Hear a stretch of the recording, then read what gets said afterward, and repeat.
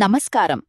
అగ్నిపర్వతం పేలడమంటే మనం వేల డిగ్రీల వేడి, మండుతున్న లావా అని ఊహిస్తాం.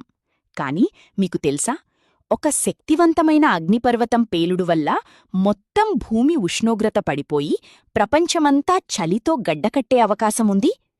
అగ్నిపర్వతం వేడిని ఇవ్వడానికి బదులు భూమిని ఎలా చల్లబరుస్తుంది? దీని వెనుక ఉన్న సైన్స్ ఏంటి? ఇప్పుడు వివరంగా తెలుసుకుందాం. సూర్యరశ్మిని అడ్డుకునే అద్దం. అగ్నిపర్వతం పేలినప్పుడు కేవలం బూడిద మాత్రమే కాదు, భారీ ఎత్తున సల్ఫర్ డయాక్సైడ్ వాయువు అంతరిక్షంలోకి విడుదలవుతుంది. ఈ వాయువు గాలిలోని నీటి ఆవిరితో కలిసి సల్ఫేట్ ఏరోసోల్స్ అనే చిన్న చిన్న కణాలుగా మారుతుంది.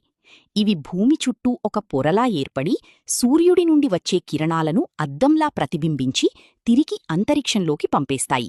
దీనివల్ల సూర్యరశ్మి భూమిని చేరదు, ఫలితంగా ఉష్ణోగ్రతలు అకస్మాత్తుగా పడిపోతాయి.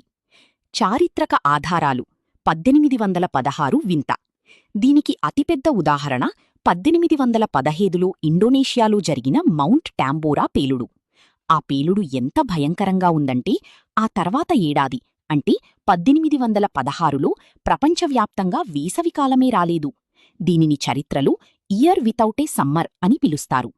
అమెరికా, ఐరోపా దేశాల్లో జూన్ జూలై నెలల్లో కూడా మంచు కురిసింది. పంటలు పండక తీవ్రమైన కరువు ఏర్పడింది.